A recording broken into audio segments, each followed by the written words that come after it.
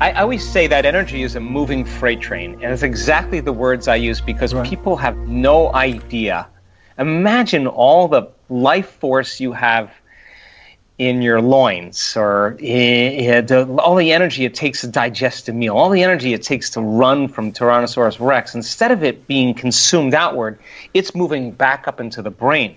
And so when it starts to move and it hits the brain, all that energy, all the guilt, all the pain, all the suffering, all the fear is turning into pure energy, and it's moving back into the brain. And so when that experience happens, experience enriches the brain.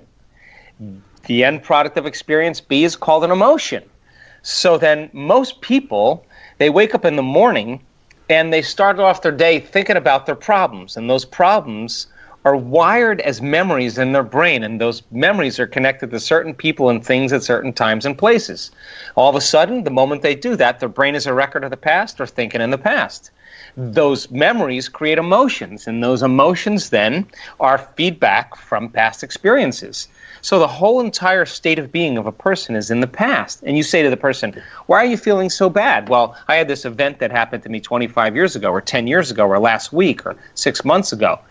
And what that means is they haven't been able to change since that event. So now you have an inner event that's more powerful than the past betrayal or trauma, the past shock. And the energy from that event is capturing all your brain's attention. But it's not coming from your outer world. It's coming from your inner world. And the moment you start feeling that elevated emotion, you're paying attention to the pictures in your mind, and you're creating a new long-term memory. And we could say that from a biological standpoint, you're rewiring your brain and sending a new emotional signature to your body, and your past is literally washed away. Now, we don't perceive things the way they are. We perceive things the way we are. So the moment your brain gets an upscale neurologically and you start feeling differently, your spectrum of reality is going to change, because you're no longer viewing your future through the lens of the past. And the side effect of that is psychological healing. It's emotional healing. It's people get their hearing back, people get their eyesight back, people get their cancer to go away, all their skin conditions disappear. I could go down the list in 1 second. In 1 second, they get a biological upgrade. If you're not being chased by a predator, and it's no longer the coworker who's working next to you, but if you're thinking about your bank account, and you're thinking about your enemy, and you're feeling hatred, and you're feeling fear, then you're turning on the stress response just by thought alone. And it's a scientific fact that the hormones of stress long-term downregulate genes and create disease. So if your thoughts can turn on the stress response, and the stress response pushes the genetic buttons that create disease, then your thoughts can make you sick. So the question is, if your thoughts can make you sick, can your thoughts make you well? So if 95% of those thoughts are unconscious thoughts, then it makes sense then that people could be a good person. They could really be a wonderful person, but they got a program running behind the scenes of their awareness that is signaling the body emotionally, and that program is programming a gene. So then if 70% of the time people live by the hormones of stress, then more than likely most effects in our life, most things in our life that stress us wind up as emotional or psychological stress.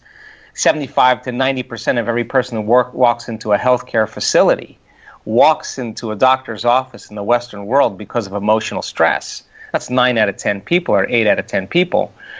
Then you got to say to a person, man, we have to start addressing our emotional reactions. So yeah, and if your immune system is beat up because of the hormones of stress, and now you're sensitive to everything. You may have food allergies, you may have rheumatoid arthritis, you may have MS. Those are all immune-mediated conditions. So then diabetes, everything else, all of a sudden comes from lifestyle. So then if your thoughts can make you sick, then it begs the question, can your thoughts make you well? So now, it's not enough to just think a positive thought. As I said, if you're feeling really negative, you gotta open your heart, because if you're saying I'm wealthy, I'm wealthy, I'm wealthy, I'm healthy, I'm healthy, I'm healthy, but you're feeling bad, that thought is never going to make it past the brainstem to the body. It's going to stop right there. But if a person all of a sudden starts their day with opening their heart and feeling gratitude, and appreciation and kindness and care and love for life, well, and if their body's actually feeling that, their body, as the unconscious mind, doesn't know the difference between the experience in their outer world and the experience in the inner world. The body's believing it's in a new outer environment. So then they'll begin to accept, believe, and surrender to the thoughts equal to that emotional state. And they'll begin to program their autonomic nervous system into a different destiny. Well, think about it. The emotional signature of gratitude means something has already happened. You give thanks when you get something, when you receive something. So if you're giving thanks before you're receiving,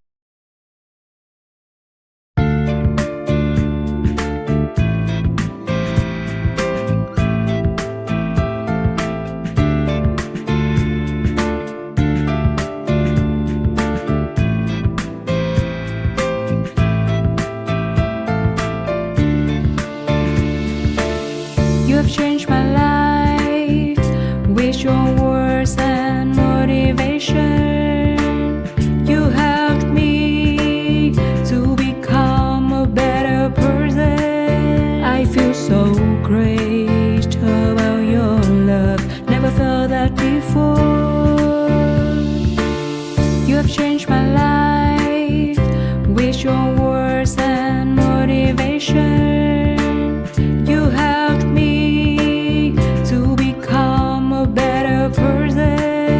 I feel so great about your love. Never felt that before. You are not only good by heart, but you also have a good soul. I'm lucky to find someone as wonderful as you are. I am so thankful to you.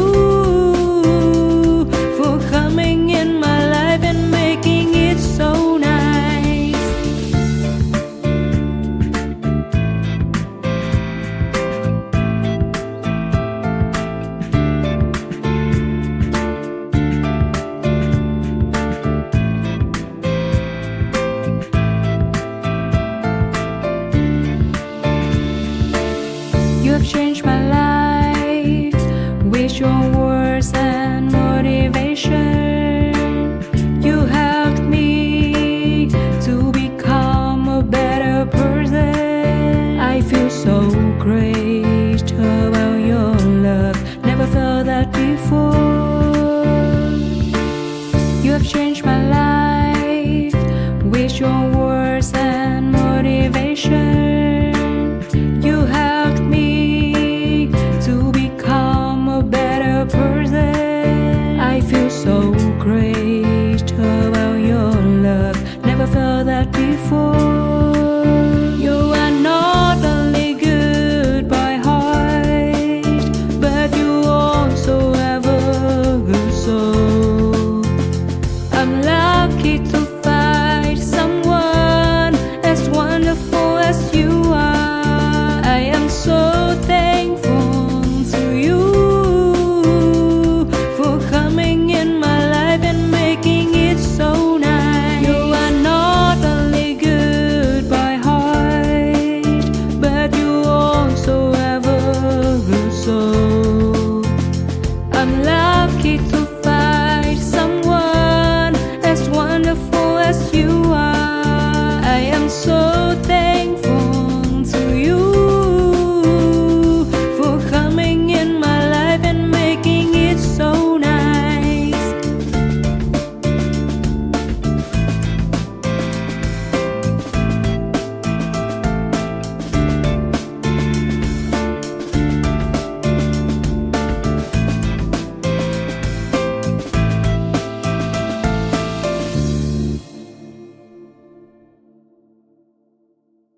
receiving it, your body's believing it's already happened. So then it'll accept the thought of your wealth. It'll accept the thought of your health because it's in alignment with the thought. So then if a person does that enough times and they're walking around in a state of gratitude, then they're going to feel like their future has already happened. And if they feel like their future has already happened, they're less likely to try to force outcomes and control outcomes or try to predict outcomes because they're no longer living in anxiety and fear. They know. And so teaching people how to do that and sustain the state with their eyes open is what 2018 is about in our work. If this was easy, everybody would be doing it. This goes against generations.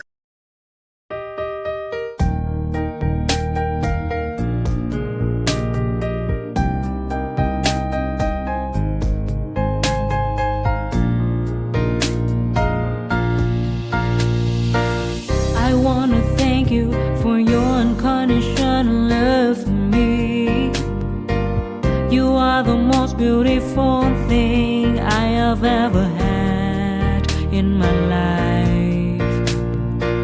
You are the reason, that's why I am living in this world. I wanna thank you for your unconditional love for me.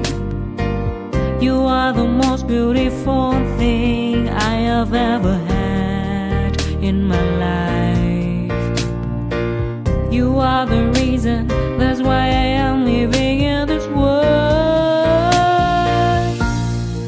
I admire the way you are always there for me. I admire the ways you always take care of me. I admire the way you give your all just to see a loving smile on my face. I admire the way you love me.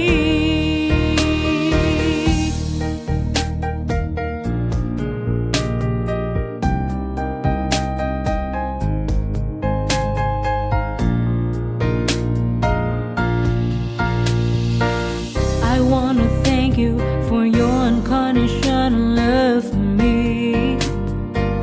You are the most beautiful thing I have ever had in my life. You are the reason, that's why I am living in this world. I admire the way you are always there for me. I admire the ways you always take care of me. I admire the way you give your all just to see a loving smile on my face. I admire the way you love me. I admire the way you are always there for me. I admire the ways you always take care of me. I admire the way you give your all just to see a loving smile on my face. I admire the way you love me.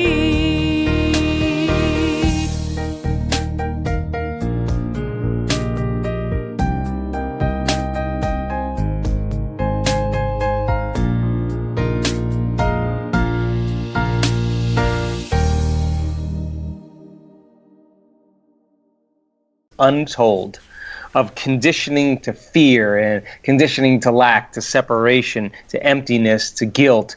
We're raised with a very strong conditioning into limitation, and so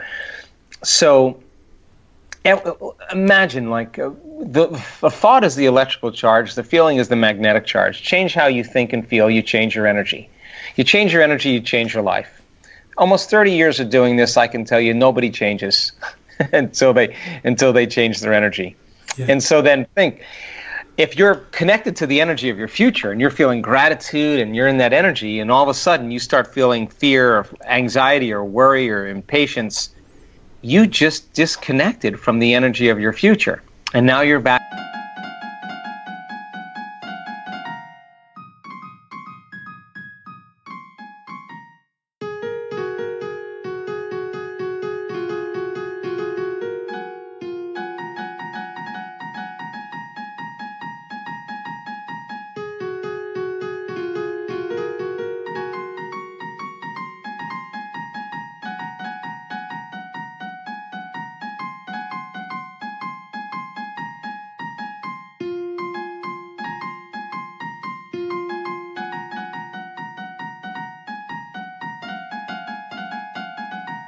To the energy of your past. You're back on the hamster wheel. So then, nothing wrong with that. It happens to me every day. The question is, though, you're going to go, oh, I'm too upset to make my way back. Well, no, you're doing the meditations to become so familiar with that energy that you can say, give me a minute. I just need a minute. close your eyes, bring up that state, change your energy, and you're going against the survival chemicals. That's greatness. And so you go unconscious. We all do.